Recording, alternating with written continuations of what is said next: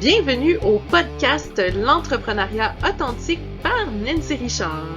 Ici, chaque semaine, je partage un ingrédient secret qui m'a permis de bâtir des entreprises où les valeurs brillent autant que les résultats. Authenticité, créativité, bienveillance. Ce podcast est votre dose hebdomadaire d'inspiration pour aligner passion et profession. Ensemble, découvrons les clés pour entreprendre avec cœur, audace et un brin de rock'n'roll. Prêt à libérer votre potentiel entrepreneurial? Branchez-vous, ça commence maintenant. Bonjour à vous, ici Nancy. J'espère que vous allez bien et que vous avez passé une merveilleuse semaine. Eh bien, moi, présentement, pour ce podcast sur l'amitié, j'ai déjà préparé ma tasse de café et j'ai choisi de prendre la tasse que j'ai reçue à mon dernier anniversaire, donc à ma fête, par mon amie Delphine, justement, on parle de l'amitié, parce qu'il y avait une mention écrite sur la tasse et c'était écrit « Certifié super copine ». Alors, j'ai décidé de prendre cette tasse aujourd'hui pour vous parler de ce thème qui me tient à cœur, donc l'amitié. Moi, j'ai des amis que j'ai depuis tellement, mais tellement longtemps parce que pour moi, c'est précieux une amitié. On doit l'alimenter, on doit la nourrir, même si on ne se voit pas nécessairement souvent. J'ai une de mes amies qui s'appelle Ève. Je la connais depuis que je suis toute petite. D'aussi loin que je me rappelle, en fait, je la connais parce qu'on a le même âge et sa grand-mère habitait en bas de chez moi. Où j'habitais quand j'étais tout petite, c'était deux triplex collés ensemble qui étaient reliés par une arche qui faisait comme une espèce de stationnement, si on veut, qui donnait avec une cour commune. C'était une coopérative et il y avait beaucoup de membres de ma famille qui y habitaient et de la famille de Ève. Donc, sa grand-maman habitait en bas de chez moi, en diagonale, et puis sa tante Diane habitait collé avec moi. C'était une porte commune. On montait un grand escalier, et puis arrivé en haut, on avait la porte de gauche, la porte de droite. Moi, j'habitais à droite, puis Diane habitait à gauche. Donc, sa tante Diane, je l'appelais ma tante Diane aussi, parce que c'était devenu la meilleure amie de mes parents. Et puis, ça a été vraiment une belle amitié où on allait jouer au parc ensemble, on s'amusait dans la cour à faire des marelles, la corde à danser, le cloche-pied, bref, tout ce qu'on pouvait faire à cette époque-là des années 80 dans une cour arrière avec peu de matériel. Et puis, malheureusement, elle a déménagé. Elle a déménagé super loin la première fois. Elle a déménagé à Rimouski. Après ça, elle est allée à Bécomo. Puis après ça, elle est allée à la ville de Québec. Mais à cette époque-là, là, faire un appel téléphonique, ça coûtait super cher, les interurbains. Il n'y avait pas de texto, il n'y avait pas de courriel, il n'y avait pas rien. Donc, il fallait vraiment user de créativité. Donc, on s'envoyait des lettres par la poste. Ça a pris quand même quelques temps pour qu'on puisse le faire, le temps qu'on s'habitue à écrire des messages. Hein? On devait aller à l'école pour pouvoir le faire. Et donc, on s'envoyait des petits messages comme ça par la poste. Et je sais pas si vous avez connu ça, mais on s'envoyait même des chaînes de lettres. Tu sais, des messages du genre recopie ce message-là à 5 personnes pour avoir de la chance en amitié, puis ta ta ta ta ta ta. Tu sais, quand j'y repense aujourd'hui, c'est tellement drôle, mais nous, on le faisait pour vrai. Je le faisais pas honnêtement à 5 personnes, là, je le faisais juste avec elles, là. Donc, je partageais la chance avec elle. Mais tout ça pour dire qu'on s'est toujours dit qu'on était des cousines puis qu'on ne l'était pas vraiment. Mais aujourd'hui, on est des vraies, entre guillemets, cousines parce que, mais figurez-vous que ma tante Diane a refait sa vie avec un nouveau conjoint qui est, roulement de tambour, le frère de ma mère. Donc, ma tante Diane, que j'appelais ma tante, qui n'était pas ma tante, qui est devenue ma tante finalement, ce qui fait en sorte que Ève est devenue ma cousine par alliance. Donc, ça me fait vraiment très rire de vous parler d'une anecdote qui remonte de quasiment une quarantaine d'années, là, c'est fou. Puis, par la suite, quand je suis rentrée à l'école, je me suis fait une autre amie qui est super importante dans ma vie encore aujourd'hui, Patricia. On se voit quelques fois par année pour aller bruncher ensemble, pour parler de notre vie, raconter qu'est-ce qu'on fait dans nos projets professionnels, personnels. Puis au moins une fois par année, on se voit avec nos familles pour faire un souper. Donc, ça aussi, c'est important. Tu sais, une amie qu'on a depuis la maternelle, là, c'est la personne qui nous a vu le plus évoluer dans la vie, qui a vécu les premières peines d'amour comme ça aussi, qui a vu l'autre partir en appartement, se marier, avoir des enfants. Donc, c'est vraiment une amitié précieuse que d'avoir une amitié de longue date comme ça. Et petite parenthèse ici, Patricia, elle est la vraie de vraie cousine d'Ève. Le monde est complètement petit. Tu sais, quand on dit qu'on est à 7 liens de tout le monde, mais elle, je savais même pas au début quand quand je suis rentrée à l'école puis que je suis devenue amie avec Patricia, qu'elle était la cousine d'Ève. Donc le monde est complètement petit, c'est vraiment rigolo. Et maintenant, si je vous définis ce qu'est l'amitié de façon officielle, c'est le sentiment d'affection entre deux personnes. On dit que c'est de l'attachement, de la sympathie qu'une personne va témoigner à une autre, c'est être lié d'amitié avec quelqu'un. Mais dans mon jargon à moi, la façon que je définis l'amitié, c'est vraiment un esprit de sororité ou de fraternité, être une sœur de cœur et non de sang avec l'autre personne. Tu sais, c'est être capable de se faire appeler en plein milieu de la nuit pour avoir un coup de pouce pour X, Y, Z situation, puis être prête à prendre la route, là, no matter what, pour aller aider l'autre. Puis ça, honnêtement, je l'ai fait littéralement tellement, mais tellement de fois pour mes amis parce que, mais vous le savez, j'ai pratiqué le métier de doula, ce qui veut dire que je me suis fait appeler en plein milieu de la nuit plein de fois par mes amis pour être présente à leur côté, pour leur apporter le support moral durant leur accouchement. Puis ça, je pense que c'est une belle preuve de confiance et d'amitié sincère que de partager ce moment-là si intime avec c'est tellement magique d'assister à un accouchement comme ça. J'en ai des souvenirs remplis la tête et le cœur, honnêtement. Puis j'ai reproduit cet événement-là, si je veux dire, à une échelle autre, j'ai créé des amitiés vraiment puissantes avec ce que j'appelle affectueusement ma gang de voisins, mais malheureusement, c'est plus mes voisins, parce que là, j'ai déménagé, mais je les appelle encore ma gang de voisins malgré tout. On habitait dans un quartier avant à Montréal où on avait un parc commun. Moi, je sortais de ma porte de cour de ma maison, puis j'étais dans le parc. On avait une piscine avec lave-garde. On avait plein de services, puis je me suis fait beaucoup d'amis sur ce domaine-là, qui sont encore mes amis les plus proches, qui connaissent vraiment la vraie Nancy dans toutes ses facettes. Dans toute sa belle vulnérabilité aussi. Il y a Annie, Laurie, François, Vincent, parce que les conjoints aussi, c'est des amis.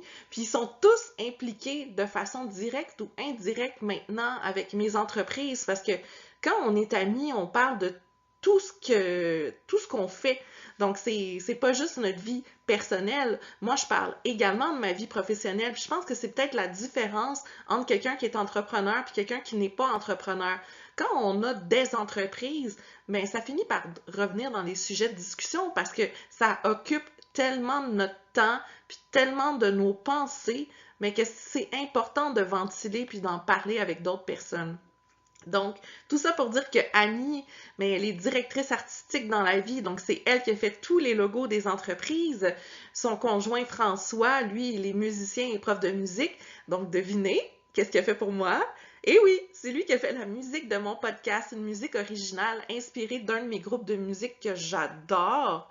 Donc, le style un peu à la Tea Party. Donc, il m'a inventé ma musique pour moi. D'ailleurs, si vous voulez aller voir son site web pour la musique, c'est Fate is Seal. Il y a Laurie maintenant. Elle m'a inspirée à faire un balado parce qu'elle en a longtemps animé un qui s'appelle Respire avec moi. Elle le faisait avec Vincent, son mari, justement, et dorénavant, mais elle vend ses cours de méditation guidée avec notre CEBE. CEBE, pour le commun des mortels, ça veut dire si belle espace bien-être. Et puis Vincent, ben, non seulement m'a donné plein d'astuces pour le podcast, mais est vraiment mon support technique le plus précieux. Quand j'ai une question informatique, c'est toujours Vincent qui peut me déboguer en bon québécois. Puis également mon support physique principal aussi quand on a eu à déménager les locaux des entreprises, parce que c'est arrivé plus qu'une fois, on avait un local au 2e étage d'une bâtisse, on est monté au 3e, on est parti du 3e pour un autre local à l'extérieur. Du local à l'extérieur, maintenant, on a rapatrié beaucoup de meubles à la maison maintenant parce que j'ai plus d'espace. Donc, Vincent était toujours le premier à lever la main, même François aussi d'ailleurs. Donc, c'est super important pour moi des amitiés comme ça.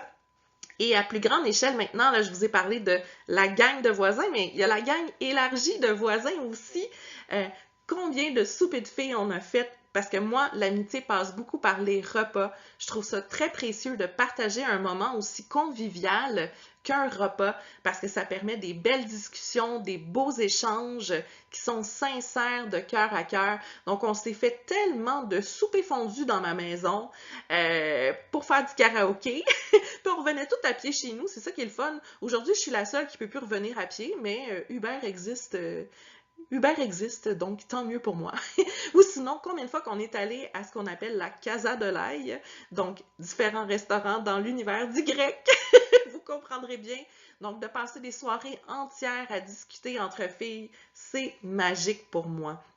Puis concrètement, là, à part l'ail, qui n'est pas l'ingrédient magique, comment je fais ça d'incorporer l'amitié dans mon travail, donc dans mes entreprises, mais c'est directement dans le style d'enseignement que je fais aussi. Parce que moi, c'est pas une relation de maître-élève que j'ai avec mes étudiants, c'est la création d'une communauté de partage et d'entraide. Il n'y a pas de hiérarchie, on est au même niveau. Moi, je suis la personne qui vous partage, qui a la structure, mais je veux apprendre aussi de mes étudiants parce que la plupart du temps, ce sont des reconversions de carrière qu'on enseigne et ces personnes-là ont un bagage professionnel et personnel ahurissant. Ils se doivent de partager aussi leurs connaissances. Moi, là, je trouve ça tellement important. Puis tu sais, des fois, s'ils disent « Ouais, mais Nancy, dans tel document, tu parles de telle étude, il y en a une nouvelle aujourd'hui. » Je vais faire « Wow, merci de me le dire » au lieu de dire « Bon, c'est ça, elle veut se penser meilleure que moi. » Non, vraiment pas. Jamais, jamais, jamais je vais penser ça. Je vais lui dire « Wow, merci de m'avoir communiqué l'information. Je suis reconnaissante que tu me partages cette nouvelle connaissance-là. » Et je vais aller l'ajuster dans nos cours. On ajuste vraiment nos formations en temps réel avec toutes les nouvelles données qui sont acheminées vers nous.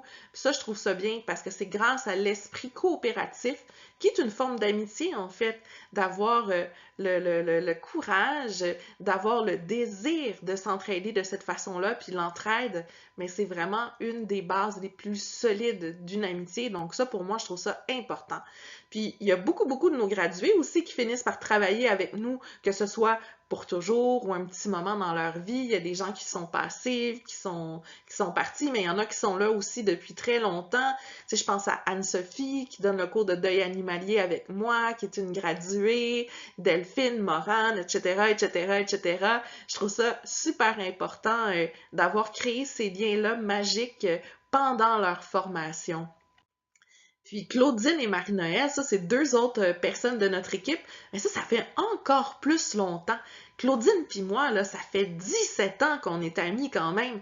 Elle était ma massothérapeute quand j'étais enceinte de Lily. C'est elle qui m'a ouvert à ma passion de la périnatalité grâce à ses cours de la méthode Bonaparte quand j'étais justement enceinte de Lily pour me préparer à sa naissance. Et puis, je vais toujours la remercier de m'avoir ouvert cette porte-là que je ne connaissais pas parce que je n'étais pas encore doula à ce moment-là. Puis c'est là que j'ai décidé de me reconvertir pour aller dans cette branche-là. Fait que je dirais qu'elle est devenue la pierre angulaire, désolée, de ma nouvelle carrière. Puis ça, je vais toujours lui en remercier. Puis il y a Marie-Noël aussi. Ça fait 13 ans déjà qu'on se connaît, qu'on est amis. Parce que Claudine, Marie-Noël et moi, à l'époque, on a fondé le RMEF, le regroupement Mieux-être Famille. C'était une espèce de réseau avec tous les professionnels qui travaillent pour les futures et nouvelles familles. Puis on était là pour faire non seulement du réseautage, mais s'épauler dans le développement de nos entreprises respectives. Donc ça a été vraiment chouette. On a gardé ce réseau-là pendant quand même de nombreuses années.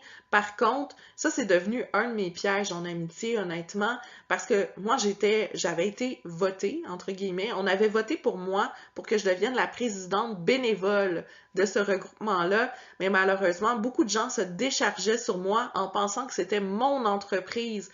Donc, ce qui devait être mon implication altruiste de bénévolat, ça s'est reviré contre moi parce que j'étais trop gentille avec ces personnes-là.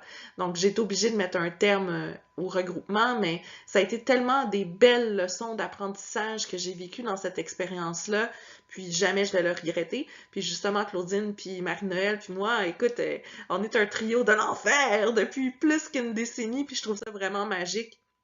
Puis quand je vous disais des fois que travailler avec des amis, ça peut être vraiment extraordinaire, mais des fois ça peut être un peu difficile. C'est pas toujours simple et évident, surtout quand on est patronne avec une relation avec des employés. Puis ça, je le vis. Des fois, là, j'ai des situations pas évidentes à devoir gérer. Puis là, je suis obligée de dire, là, j'enlève ma casquette de Nancy personnelle, puis j'enfile mon chapeau de directrice parce que je dois te parler de tel ou tel sujet.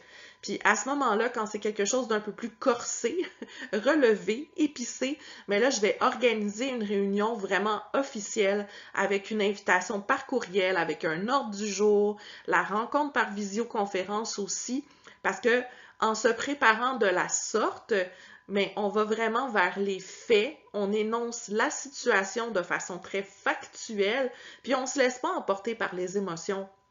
Parce que mon rôle comme chef d'entreprise, c'est de prendre les décisions pour le bien de mon entreprise. Parce que moi, je suis la fondatrice de cette entité-là, mais cette entité-là, elle a sa propre identité maintenant, puis mon rôle, c'est vraiment de la soutenir dans sa pérennité. Fait que des fois, je suis obligée de prendre des décisions qui sont pas toujours faciles, mais c'est pas Nancy personnellement, parce que Nancy personnellement, elle a le cœur gros comme une montagne, puis elle prendrait pas la même décision. Sauf que là, en portant mon chapeau de chef, mais j'ai pas le choix des fois de prendre des décisions qui sont pas toujours évidentes. Surtout quand c'est des problèmes financiers, là, c'est pas toujours évident. Mais donc ça, je l'explique parce que travailler avec des amis, c'est chouette. Mais par contre, des fois, ça peut mener à des chicanes ou même des amitiés carrément brisées parce que les personnes n'ont pas toujours la capacité de faire la distinction dans le rôle que je dois faire. Donc, c'est important à ce moment-là de toujours tout documenter.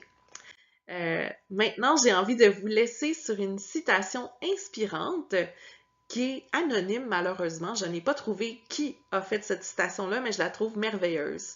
La vraie amitié n'est pas d'être inséparable, c'est d'être séparé et que rien ne change. Puis moi, cette citation-là, elle me touche particulièrement parce qu'elle réaffirme que la véritable amitié transcende les barrières géographiques, qu'elle valorise la qualité et la sincérité du lien plutôt que la proximité physique, d'autant plus dans un contexte de télétravail comme celui dans lequel on opère, nous. Alors, j'espère que vous avez terminé votre breuvage. Petit devoir de la semaine, hein, je vous en ai pas donné à date. Appelez donc votre meilleur ami, votre meilleure amie. Allez donc prendre un café ensemble. Nous, on en passe tout le temps un à chaque semaine, un café. Mais cette semaine, allez donc prendre le temps de voir la personne qui est la plus précieuse pour vous en amitié, puis allez partager un café supplémentaire. Puis d'ici à ce qu'on se revoie la semaine prochaine, où on va parler de la famille, mais vous aurez rempli votre cœur de belles discussions. Donc, vous allez être vraiment motivé pour le restant de la semaine, non seulement avec mon épisode à moi, mais avec la belle rencontre que vous allez avoir eue avec votre meilleur ami. Sur ce, je vous souhaite une merveilleuse semaine, un très bon café en très bonne compagnie et on se retrouve bientôt. Ciao, ciao! Pour de plus amples informations concernant mes entreprises ou mes services, vous pouvez visiter mon site web nancy-richard.com.